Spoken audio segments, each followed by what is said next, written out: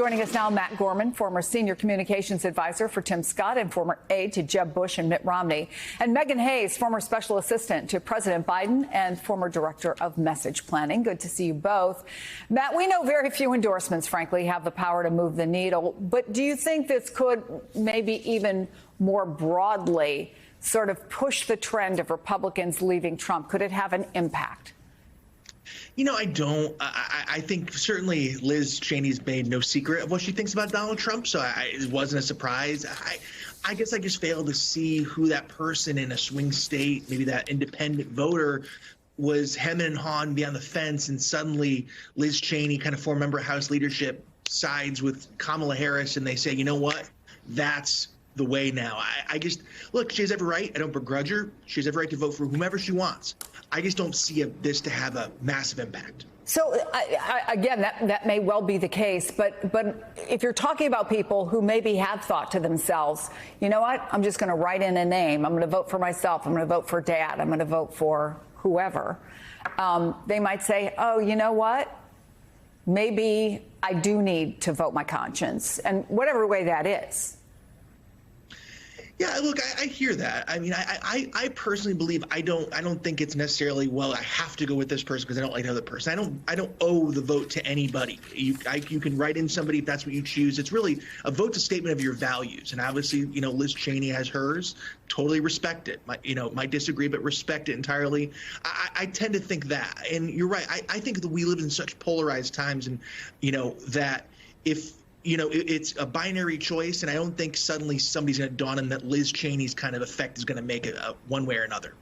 Megan, the New York Times points out that Cheney explicitly rejected the approach of Pat Toomey, another very conservative Republican who said he won't support Trump, but he could not vote for Harris either. I mean, do you think it's important, this kind of philosophical question it raises, that every voter's responsibility is, this is her argument, is to cast a ballot that equals defensive democracy?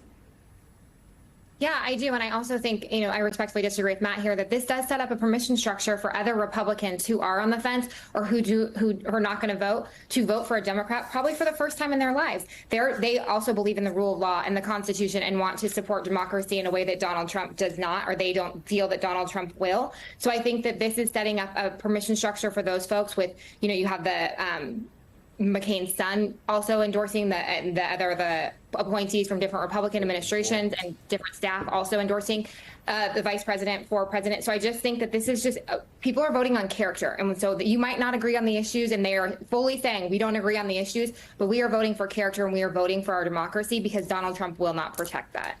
So, Matt, here's how Donald Trump's running mate, J.D. Vance, reacted to Cheney's endorsement of Kamala Harris.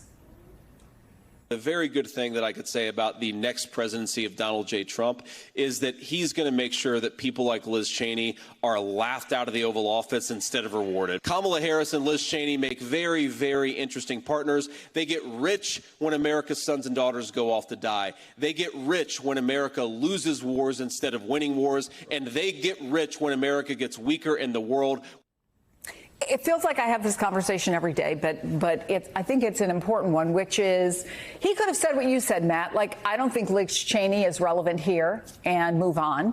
But instead, he did the tactic, which was very familiar, which is attack. It works with his base, but it does not expand. In fact, it does sometimes remind people who may be on the fence of what they might not like about politics. Is that a mistake?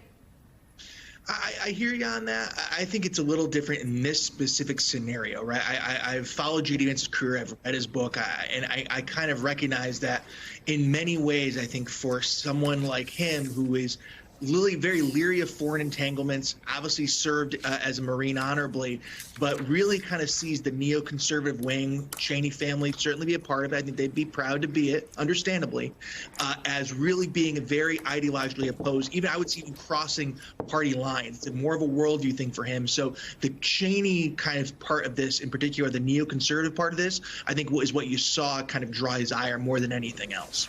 Do you think, Megan, that the Harris campaign sees this differently? There is reporting that they courted this endorsement.